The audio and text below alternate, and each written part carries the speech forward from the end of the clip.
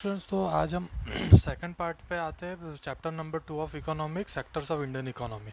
इसमें हम page number 27 से आज अब शुरुआत करेंगे कि how to create more employment कैसे बढ़ाई जाती है। ठीक है, डायरेक्ट सेकंड पैराग्राफ पे आ जाओ। Take the case of Lakshmi with her 2 hectare plot of unirrigated land. The government can spend some money or banks can provide a loan to construct a well for our family to irrigate the land. उसका हमने देखा था कि लक्ष्मी का जो example लिया था कि कैसे 5 लोग वहाँ काम कर रहे हैं, लेकिन वहाँ पर एक्चुअली एम्प्लॉयमेंट 2 लोग से सफिशेंट है। तो हम और एक एग्जांपल लेते हैं कि सपोज़ वो अनइरिगेटेड लैंड है, यहाँ पर मतलब वहाँ पर इरिगेशन नहीं है। तो सपोज़ कोई गवर्नमेंट या कोई बैंक उसे लोन प्रोवाइड करती है, जिसके वजह से उसे एक वेल मिल जाता है वहाँ पर, जहाँ से वो उसके प्लॉट को इरिगेट कर सकती है। Let us suppose that 1 hectare of it can provide employment to 2 people for 50 days, including sowing, watering, fertilizer, application and harvesting. So 2 more members of the family can be employed in her own field. Now suppose a new dam is constructed and canals are dug to irrigate many such farms. This could lead to a lot of employment generation within agriculture sector itself, reducing the problem of unemployment. मतलब suppose अगर उसे जो well construct किया है, तो well construct करने से वहाँ पर जो वेल से पानी निकाल के जो इरिगेशन सप्लाई करना होता है, उसमें और 2 लोग वहाँ पर एम्प्लॉय हो सकता है। मतलब ऑलरेडी जो 2 लोग काम कर रहे हैं, और 2 लोग को एम्प्लॉयमेंट मिलेगा जो इरिगेशन सिस्टम को जानते हैं। वैसे ही अगर सपोज़ एक डैम कंस्ट्रक्ट हुआ, जहाँ पर डैम के कैनाल्स को डैम के वहाँ से कैनाल्स को खोद के जो भी फार्म है वहाँ पर पानी पहुँचाने का, यानी इरिगेशन का एक सिस्टम खड़ी करने का काम जो हुआ, तो अगर वो डैम कंस्ट्रक्ट हो रहा है तो डैम पे जो मजदूर काम कर रहे हैं और वो सब लोग हैं वहाँ पर, इंजीनियर्स भी काम करेंगे, सब लोग काम करेंगे, तो वो एम्प्लॉयमेंट जनरेशन हो रहा है। अगर सपोज अनइरिगेटेड फार्म्स है, उस उनके नज़दीक कोई रिवर है, वहाँ पर डैम कंस्ट्रक्ट हम कर रहे हैं, तो वहाँ पर क्या हो रहा है कि डैम पे काम करने वाले भी लोगों को अनएम्प्लॉयमेंट एम्प्लॉयमेंट मिल रहा है, और जो फार्म है वहाँ पर भी इरिगेशन सिस्टम को पहचानने वाले लोगों को एम्प्लॉयमेंट मिल रहा है। समझ में आया? Now suppose Lakshmi and other farmers produce much more than before, they would also need to sell some of this. For this they may have be required to transport their products to a nearby town. If the government invests some money in transportation and storage of crops, or makes better rural roads so that mini trucks reach everywhere, several farmers like Lakshmi who now have access to water can continue to grow and sell these crops. अगर पहले के comparison में irrigation ज़्यादा मिला, employment ज़्यादा मिला लक्ष्मी को, तो लक्ष्मी जितना क्रॉप्स ग्रो कर रही है उससे ज़्यादा क्रॉप्स ग्रो करेंगे, तो वो ज़्यादा क्रॉप्स ग्रो होंगे तो ज़्यादा माल मिलेगा उनको। तो ये जो पूरा जो प्रोडक्ट है, जो वो वीट का जो प्रोडक्ट है, वो उसे पहुंचाने के लिए, उसको सेल करने के लिए अलग अलग गांव में पहुंचाना होगा। तो वो गांव के आसपास अगर गवर्नमेंट ने रोड्स बनाए, या तो फिर गवर्नमेंट ने पब्लिक ट्रांसपोर्ट दिया जो वो वीट का जो प्रोडक्ट है उसे ट्रांसपोर्ट कर सके, तो ट्रांसपोर्टेशन में भी एक ये जनरेट हुआ, एम्प्लॉयमेंट जनरेट हुआ। साथ में ही वहाँ पर रोड्स कंस्ट्रक्ट करने की ज़रूरत होगी, तो कंस्ट्रक्शन में भी एम्प्लॉयमेंट जनरेट हुआ। ऐसे स्लोली एम्प्लॉयमेंट जनरेट होता है। Lakshmi's need is not to confined to water alone, to cultivate the land she also need seeds, fertilisers, agriculture equipment and pump sets to draw water. Being a poor farmer, she cannot afford many of this, so she will have to borrow money from money lenders and pay high rate of interest. If the local bank gives her a credit at reasonable rate of interest, she will be able to buy all this in time and cultivate her land. This means that along with water, we also need to provide cheap agriculture credit to farmers to for farming to improve. We will look at this some of these needs in chapter 3, money and credit. Third chapter है जो तुम्हारा money और credit economics में ही, उसमें हम देखेंगे कि कैसे जो मनी लेंडर्स है उसके कंपैरिजन में अगर bank come rate of interest पे किसी को लोन दे रही है, तो वो बैंक को भी फ़ायदा होगा और जो लोन ले रहा है उसको भी फ़ायदा होगा। ठीक है, वो कैसे होगा हम थर्ड चैप्टर में देखेंगे। लेकिन ये कैसा है कि एक एम्प्लॉयमेंट जनरेशन का हमारा पूरा ये एक एग्जांपल दिया है। Another way by which we can tackle this problem is to identify, promote and locate industries and services in semi-rural areas where a large number of people may be employed. For instance, suppose many farmers decide to grow arhar and chickpea. Setting up a dal mill to procure and process these and sell in cities is one such example. एक example हम देखते हैं कि कैसे हम employment generate कर सकते हैं। अगर अरहर और चिक पीस मतलब जो पल्स क्रॉप्स होता है, चिक पी को हम है ना जो दाल होती है ना एक टाइप की वही होती है। तो वो उसे अगर कोई फार्मर ग्रो करता है तो वो दाल को वो ऐसी मिल्स होती है जो मिल में दाल को ग्राइंड करके एकदम पाउडर फॉर्म में कर दिया जाता है। वैसे अगर मिल सेटअप करे तो मिल्स क्या करेंगे, उनके पास से जो रॉ दाल है वो खरीदेगी और उसको फाइन पाउडर में कन्वर्ट करके वो बेचेगी। ऐसे एम्प्लॉयमेंट जनरेट हो सकता है। Opening a cold storage could give an opportunity for farmers to store their products like potatoes and onions, sell them when the price is good. In villages near forest areas, we can start honey collection centers where farmers can come and sell wild honey. It is possible to set up industries that process vegetables and agriculture produce like potato, sweet potato, rice, wheat, tomato, fruits which can be sold in outside market. यानी और एक example क्या है कि cold storage बनाओ तो वहाँ पर कोल्ड स्टोरेज मतलब रेफ्रिजरेटेड स्टोरेज होता है। वहाँ पर अगर पोटैटोज या ऑनियंस इसको रख दिया और फिर ज़्यादा भाव जब उनका बढ़ गया तब फार्मर्स उनको बेच सकते हैं, यानी वो स्टोर कर सकता है। ऐसा स्टोरेज का है। फिर हनी कलेक्शन के लिए लोगों को एम्प्लॉय करो, या तो फिर ऐसे स्टोरेज और प्रोसेसिंग इंडस्ट्रीज बनाओ कि जो प्रोसेस कर सके। प्रोसेसिंग इंडस्ट्रीज मतलब कैसे होते हैं मैं तुम्हें बताता हूँ। सपोज शुगर केन का एग्जांपल लो। शुगर केन का जो उसको क्रश करके उसका जो लिक्विड हम पूरा निकाल लेते हैं, वो जो जूस निकालते हैं, जूस से कन्वर्ट करना होता है शुगर में, तो वो एक प्रोसेस होती है। तो प्रोसेसिंग इंडस्ट्रीज़ यही होती है कि पुराने यानी हमने वो जो सेकेंडरी सेक्टर देखा था फर्स्ट चैप्टर में, वही होता है कि जो एग्रीकल्चर प्रोडक्ट्स है उसको प्रोसेस करके दूसरे किसी प्रोडक्ट में बना रही है। तो प्रोसेसिंग इंडस्ट्रीज़ है वो रूरल और सेमी रूरल एरियाज़ में अगर फॉर्म करते हैं तो वहाँ पर भी एम्प्लॉयमेंट बढ़ेगा। ऐसा एक एग्जाम्पल है। ठीक है। Do you know that in India about 60% of the population belongs to the age group of 5 to 29 years. Out of this only about 15% are attending educational institution. The rest are not. They may be at home or many of them may be working as child laborers. If these children are to attend schools, we may require more building, more teachers and other staff. A study conducted by the erstwhile Planning Commission, now known as Niti Aayog, estimates that nearly 20 lakh jobs can be created in education sector alone. Similarly, if we are to improve the health situation, we may need more doctors, nurses, health workers, etc. to work in rural areas. These are some ways by which jobs be created, and we would also be able to address the important aspects of development talked in about chapter 1. एक और जो employment generation का एक example कैसा है कि हमारे India में 5 से 29 ईयर्स के बीच, यानी जो जिसको हम यूथ कहते हैं, यंग पीपल 5 to 29 ईयर्स के बीच बहुत काफ़ी सारे हैं, लेकिन उनमें से सिर्फ 51% है वही स्कूल या कॉलेज अटेंड कर पा रहे हैं। क्यों? क्योंकि या तो वो लोग घर पे बैठे हैं या तो फिर वो लोग एज अ चाइल्ड लेबर कहीं काम कर रहे हैं। तो ये सॉल्व करने के लिए अब ज़्यादा एजुकेशन फैसिलिटीज़ जनरेट करने पड़ेगी, जिसके लिए क्या होगा कि उनके लिए बिल्डिंग्स और ये सब बढ़ाना होगा, स्कूल्स खड़ी करनी होगी, स्कूल्स में टीचर्स और ये सब खड़े करने होंगे, जिसके वजह से क्या होगा कि ये सब चीज़ों से एजुकेशन फील्ड में एम्प्लॉयमेंट भी बढ़ेगा और जो हमारे जो अनएजुकेटेड यूथ है उसको एजुकेशन भी मिलेगा। ये और एक एग्जांपल है। Every state or region has potential for increasing the income and employment for people in that area. It could be tourism or regional craft industry or new services like IT. क्या करेगा कोई, हर एक state के पास अगर वो अपना tourism बढ़ा रहा है, या तो फिर आईटी इंडस्ट्रीज़ में नए सर्विसेज ला रहा है, या तो फिर कोई रीजनल क्राफ्ट ला रहा है। अभी रीजनल क्राफ्ट का मैं तुम्हें एक एग्जांपल देता हूँ। हमारे नॉर्थ गुजरात में एक पाटन नाम का सिटी है। वहाँ पर घर पे वो लोग साड़ीज़ का वीविंग करते हैं। वो काफ़ी महंगी होती है लेकिन वो हैंड क्राफ्ट होता है, या तो फिर जिसको यहाँ पर रीजनल क्राफ्ट कहा गया है वो चीज़ होती है कि वो रीजन में ही वो क्राफ्ट अवेलेबल है, बाकी सब लोग उनके तरह वीविंग नहीं कर सकते। For example, the same study by Planning Commission says that if tourism as a sector is improved every year, we can give additional employment to more than 35 lakh people. 35 lakh people को employment मिल सकता है अगर हम tourism पे ध्यान दें। यानी tourism और रीजनल क्राफ्ट है ना, एक एग्जांपल है जिसमें हम एम्प्लॉयमेंट बढ़ा सकते हैं।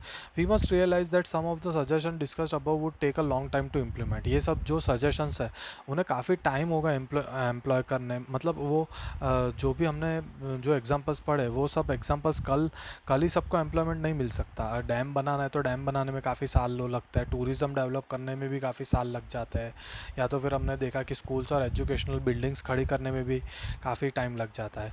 तो ये क्या है कि ये शॉर्ट टर्म नहीं है, ये लॉन्ग टर्म एक हमारे पास सोल्यूशन है। Recognising this, the central government in India made a law implementing the right to work in about 625 districts of India. It is called Mahatma Gandhi national rural employment guarantee act, MNREGA act. Under MNREGA 2005, all those who are able to and are in need of work in rural areas are guaranteed 100 days of employment in a year by the government. MNREGA जो act है वो क्या करती है, वो जो यानी right to work कहते हैं कि लोगों को काम मिले, काम मिल के वो लोग अपने लिए खुद का इनकम बनाए. तो मनरेगा 2005 एक्ट को में क्या है कि अगर जो काम कर सकता है उसको साल के जो 365 दिन है उसमें से 100 डेज़ का मिनिमम एम्प्लॉयमेंट जनरेट करेगी और फिर उन्हें वो काम देगी जिससे वो इनकम कमाए. If the government fails in its duty to provide employment, it will give unemployment allowances to the people. अगर गवर्नमेंट 100 दिन का मिनिमम एम्प्लॉयमेंट नहीं दे सकती है तो उन्हें अलाउंसेस मतलब अलग से पैसा देगा कि उन जो जिसके वजह से उनका घर चल सके. ठीक है. The types of work that would in future help to increase the production from land will be given preference under the act. ये तो बहुत इजी आपको समझ आ गया. अभी हम नेक्स्ट जो पार्ट है वो और एक इम्पॉर्टेंट पार्ट है, division of sectors as organised and unorganised. कौन से सेक्टर्स ऑर्गेनाइज्ड है और कौन से अनऑर्गेनाइज्ड है, ये है.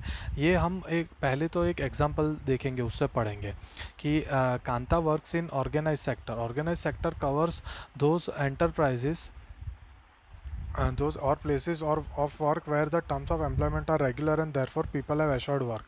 यानी अगर कोई कांता नाम की लेडी है वो ऐसे जगह पे काम करते है, ऊपर देखो वो एक एग्जांपल दिया कि एक ऑफिस में काम करती है जहाँ पर वो 9:30 ऑफिस को जाती है और 5 PM आ जाती है, उसे रेगुलर उसकी सैलरी मिलता है. जबकि कमल है वो कांता का नेबर है, वो क्या है कि वो एक ग्रोसरी शॉप चलाता है. तो कांता और कमल के बीच का डिफरेंस क्या है वो हम देखेंगे कि they are registered by the government and have to follow its rules and regulations which are given in various acts such as Factories Act, Minimum Wages Act, Payment of Gratuity Act, Shops and Establishment Act, etc.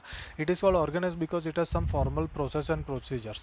Organized sector क्या होता है कि जहाँ पर formal procedures और processes होती है कि अगर सपोज आप कहीं कंपनी में जॉब कर रहे हो तो कंपनी में जो मिनिमम सैलरी है उतना आपको मिलेगा. अलग से जो मेडिकल अलाउंसेस है या तो फिर ट्रांसपोर्टेशन, आपको कंपनी दूर हो तो ट्रांसपोर्टेशन के लिए कंपनी बस खड़ी कर सकती है, ये सब चीज़ें मिलती है. अनऑर्गेनाइज सेक्टर क्या है हम लोग नेक्स्ट पैराग्राफ में देखा है. Workers in the organise sector enjoy security of employment. They are expected to work only a fixed number of hours and if they work more they have to be paid overtime by the employer. They also get several other these benefits from their employer. What are these benefits? They get paid leave, payment during holidays, provident fund, gratuity, etc. They are supposed to get medical benefits, and under the laws the factory manager has to ensure facilities like drinking water and a safe working environment. When they retire, these workers get pension as well.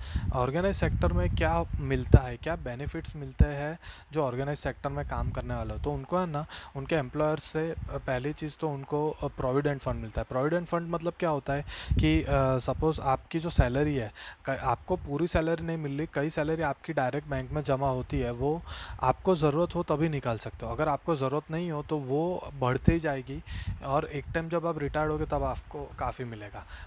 वैसे ही आपको medical benefits भी मिलते हैं, यानी अगर आपको कोई injury होती है तो वो इंजरी का खर्चा पूरा कंपनी उठाएगी, उसको मेडिकल बेनिफिट्स कहते हैं. और एक चीज़ है कि सेफ़ वर्किंग एनवायरनमेंट. कई जगह तुम देखो तो सेफ़ वर्किंग एनवायरनमेंट में होता है कि वहाँ पर किसी को कोई इंजरी ना हो, या तो फिर और एक सेफ़ वर्किंग एनवायरनमेंट में खाना पीना भी आ गया. क्यों? क्योंकि अगर आप सुबह जाते हो शाम को वापस आते हो और सब तो कई बार कंपनी का खुद का कैंटीन्स होता है जहाँ पर फूड जनरली मिलता है. ठीक है.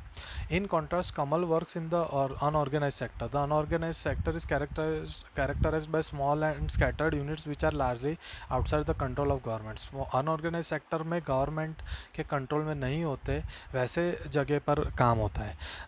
There are rules and regulations but these are not followed. Jobs here are low paid and often not regular. There is no provision for overtime, paid leave, holidays, leave due to sickness, etc. Employment is not secure. Employment इनकी secure नहीं होती है, इनको कोई जो organise sector में जो benefits मिलते हैं वो भी नहीं मिलते हैं. जैसे कि अगर वो ओवर टाइम करे तो उसका ज़्यादा पैसा मिलना, हॉलीडेज़ मिलना, लीव मिलना. सपोज़ कमल का एक शॉप है, कमल अगर बीमार हो गया है और उसने वो शॉप उस दिन नहीं खोली तो उस दिन जो भी कस्टमर्स आने वाले थे वो नहीं आएंगे, उसको उसका लॉस मिल गया. यानी कोई पेड लीव जैसी चीज़ नहीं होती. पेड लीव मतलब अगर आप लीव लेते हो फिर भी आपको उसकी उसकी सैलरी मिलेगी, उसको पेड लीव कहते हैं। तो अनऑर्गेनाइज सेक्टर में ये सब चीज़ें होती है, ठीक है। People can be asked to leave without any reason, लोगों को जॉब से निकाल देते कोई रीज़न के बिना। When there is less work such as during some season some people may be asked to leave, कई बार कई सीजन में काम कम होता है। अभी सपोज कोई शॉप है, अगर बारिश का सीज़न है तो बारिश गिर रही है, उस वक्त शॉप में कम लोग आते हैं, ठीक है।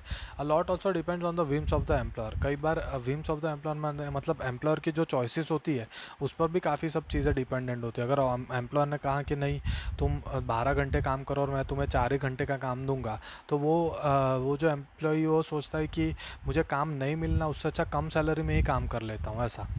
This sector includes a large number of people who are employed on their own doing small job such as selling on the street or doing repair work. Similarly farmers work on their own and hire labourers as and when they require.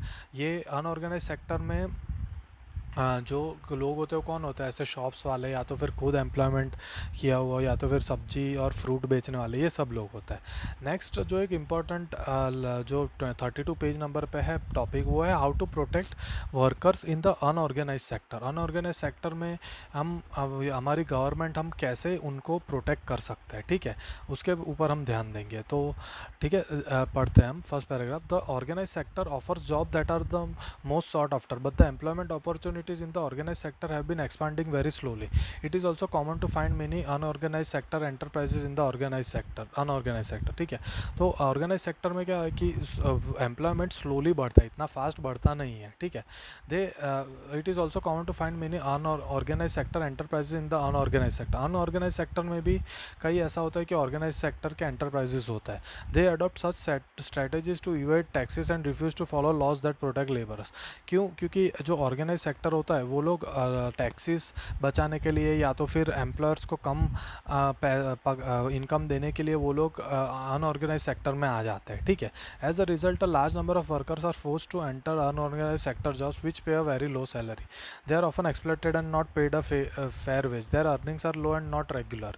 These jobs are not secure and have no other benefit. इसकी वजह से क्या होता है कि कई लोगों को अनऑर्गेनाइज सेक्टर में ज़बरदस्ती काम करना पड़ता है, जिसके वजह से क्या होता है कि उन्हें जितना काम करते हैं उस हिसाब से उनको सैलरी नहीं मिलता है, उनको पेड लीव भी नहीं मिलती और सब फैसिलिटीज़ नहीं मिलती है, ठीक है। Since the 1990s it is also common to see a large number of workers losing their jobs in the organise sector. These workers are force to take up job in the unorganised sector with low earnings. Hence besides the need for more work there is also need for protection and support of the workers in unorganise sector.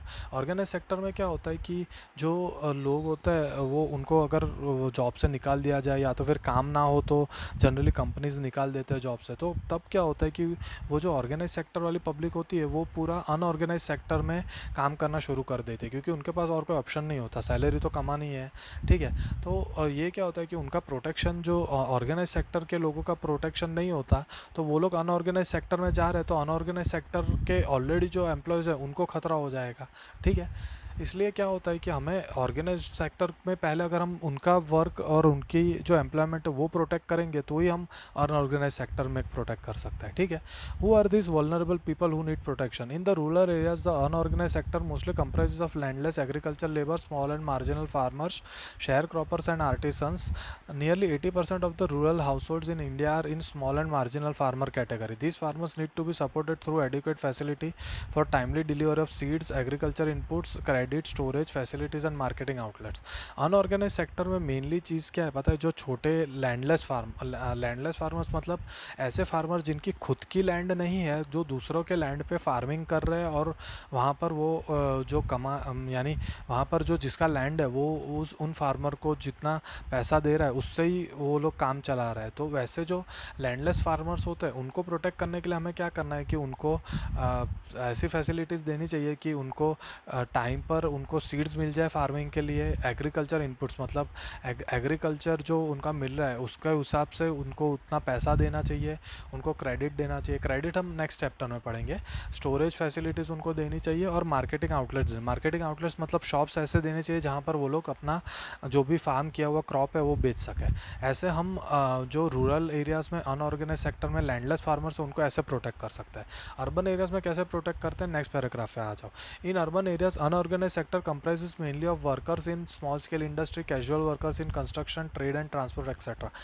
Unorganised sector में कैसे लोग होते हैं, जो urban areas में काम करने वाले, वो जो ट्रांसपोर्ट में जो ड्राइवर्स और वो सब होते हैं, वो छोटी छोटी इंडस्ट्रीज़ में ऐसा कॉन्ट्रैक्ट बेसिस पे काम करते होते हैं। वो कॉन्ट्रैक्ट बेसिस पे इसलिए क्योंकि वो परमानेंट नहीं होते, वो कॉन्ट्रैक्ट पे काम करते होते हैं। कॉन्ट्रैक्ट ख़त्म हो जाए फिर उनको निकाल देते हैं। तो ऐसे जो अनऑर्गेनाइज सेक्टर में जो काम करने वाले होते हैं उसमें कई ऐसे भी होते हैं जैसे street vendors, head load workers, garment makers, rag pickers etcetera.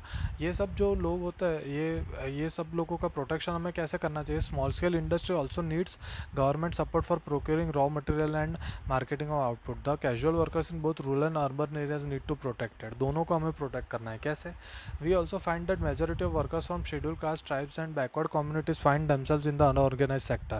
Beside getting irregular and low paid work, these workers also face social discrimination. Protection and support of the unorganized sector workers is thus necessary for both economic and social development. कई बार जो लो cast के workers होते हैं उन्हें भी, उनके साथ भी रेशियल डिस्क्रिमिनेशन होता है, जिसके वजह से उन्हें प्रोटेक्शन मिलता नहीं है उनके जॉब के लिए। तो उन्हें भी प्रोटेक्शन करने की ज़रूरत है। ठीक है, नेक्स्ट पैराग्राफ, नेक्स्ट पेज पे आ जाओ, जहाँ पर है sectors in terms of ownership, public and private sectors.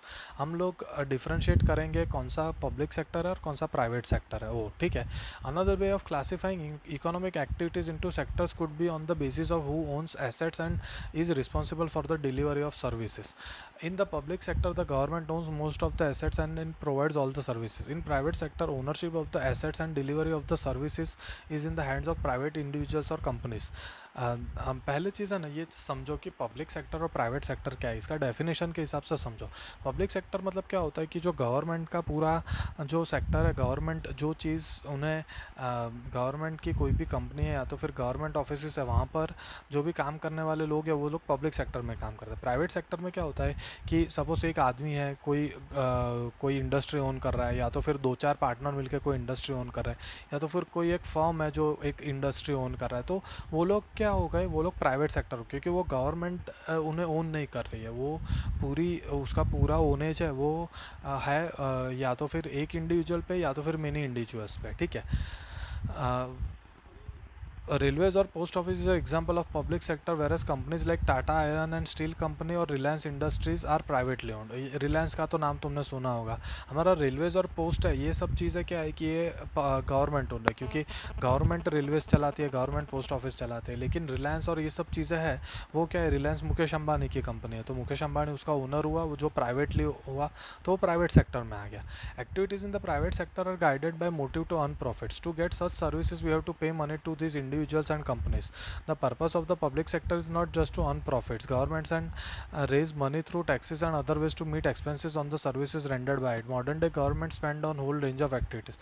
What are these activities? What do government spend on such activities? Let's find out. Private sector का मेन यानी मेन एम क्या होता है कि प्रॉफिट और पैसा कमाना। ठीक है, लेकिन गवर्नमेंट सेक्टर का मेन एम प्रॉफिट पैसा कमाना नहीं होता है। गवर्नमेंट टैक्स और इसके हिसाब से गवर्नमेंट कमाता है। लेकिन गवर्नमेंट जो पब्लिक सेक्टर में जो उनके रेलवेज़ है, पोस्ट ऑफिस है, रेलवेज़ का एग्जांपल ले लो। रेलवेज़ में क्या है, तुम देखोगे तो कई जगह ऐसी इंटरसिटी रेलवे होती है, यानी बड़ौदा से अहमदाबाद या तो फिर बड़ौदा से भरूच या ऐसे कोई सिटी में जाती हुई जो होती है, वहाँ पर आपको ज़्यादा पैसा नहीं देना पड़ता। 5 या 10 रुपए की टिकट होती है जो तुम जा सकते हो। ठीक है, तो जो गवर्नमेंट का ट्रांसपोर्ट होता है, गवर्नमेंट के बस होते हैं, उसमें भी 5-10 रुपए टिकट होती है। लेकिन वो गवर्नमेंट ये सब पैसे कहाँ से लाती है, ये इन सबको रन करने के लिए पैसे कहाँ से लाती है? तो वो हम जो टैक्स भरते हैं वहाँ से लाती है। यानी गवर्नमेंट का मेन एम प्रॉफिट नहीं होता है, प्राइवेट सेक्टर का मेन एम प्रॉफिट होता है। गवर्नमेंट या फिर पब्लिक सेक्टर है, उसका मेन होता है कि पब्लिक को सर्विसेज प्रोवाइड करना है, जिसके वजह से पब्लिक अपना जो यानी उनका जो लाइफ है वो थोड़ा इजी हो जाए। तो ये कौन सी सर्विसेज जो है जो गवर्नमेंट प्रोवाइड करती है वो हम लोग थोड़ा आगे देखेंगे एग्जांपल्स में। There are several things needed by the society as a whole but which the private sector will not provide at a reasonable cost. Why some of this need spending large sums of money which is beyond the capacity of the private sector. Also, collecting money from thousands of people who use this facility is not easy. Even if they do provide these things, they would charge a high rate for their use. Examples are construction of roads, bridges, railways, harbors, generating electricity, providing irrigation through dams, etc. Thus, governments have to undertake such heavy spending and ensure that these facilities are available for everyone. ये बहुत ही अच्छा example है। देखो कि ऐसी private sector, हम लोग एक एग्जाम्पल देखते हैं कि रोड का। कोई कई ऐसी प्राइवेट कंपनीज होते हैं जो रोड बना सकती है, लेकिन वो रोड पे घूमने के लिए जो लोगों से पैसा इकट्ठा करना है वो प्राइवेट कंपनी इतने जल्दी इकट्ठा नहीं कर सकती। जबकि गवर्नमेंट क्या है कि गवर्नमेंट के पास जो इस टैक्स होता है, जो पूरी कंट्री के जो एम्प्लॉयड वर्कर से जो टैक्स देते हैं, तो वो टैक्स है, वो टैक्स के पैसों से वो लोग रोड कंस्ट्रक्ट कर सकते हैं। और अगर रोड कंस्ट्रक्ट करेंगे तो वहाँ पर आसपास एम्प्लॉयमेंट भी जनरेट होगा, जिसकी वजह से गवर्नमेंट को और टैक्स मिलेगा। ठीक है, तो ये सब जो चीज़ें जैसे रोड बनाना, ब्रिज बनाना, रेलवेज़ को चलाना, इलेक्ट्रिसिटी जनरेट करना, ये सब चीज़ें प्राइवेट कंपनी कर सकते हैं, लेकिन प्राइवेट कंपनी के पास इतना पैसा नहीं होता है कि वो इन्वेस्ट करे। गवर्नमेंट के पास जो इंडिया का टैक्स होता है, जो वो टैक्स का पैसा खर्च करके वो ये सब सर्विसेज प्रोवाइड कर सकते हैं। समझ में आया क्या डिफरेंस होता है प्राइवेट सेक्टर और गवर्नमेंट सेक्टर में? गवर्नमेंट को हम पब्लिक सेक्टर भी कहते हैं। ठीक है, नेक्स्ट पैराग्राफ पे आ जाओ। There are some activities which the government has to support. The private sector may not continue their production or business unless government encourages it. For example, selling electricity at the cost of generation may push up the cost of production of goods in many industries. Many units, especially small scale units, might have to shut down. Government here steps by producing and supplying electricity at rates which these industries can afford. Government has to bear part of the cost. क्या होता है कि कई बार बड़ी बड़ी industries होती है, तो बड़ी बड़ी इंडस्ट्रीज़ में बड़े बड़े मशीन होंगे, तो वो मशीन को चलाने के लिए जो जो भी इलेक्ट्रिसिटी चाहिए, वो इलेक्ट्रिसिटी क्या होती है कि वो जो कंपनी है वो इतने इजीली बाय नहीं कर सकते, क्योंकि अगर नई नई कंपनी डालेंगे तो उनके पास कोई इतना ज़्यादा पैसा नहीं होगा।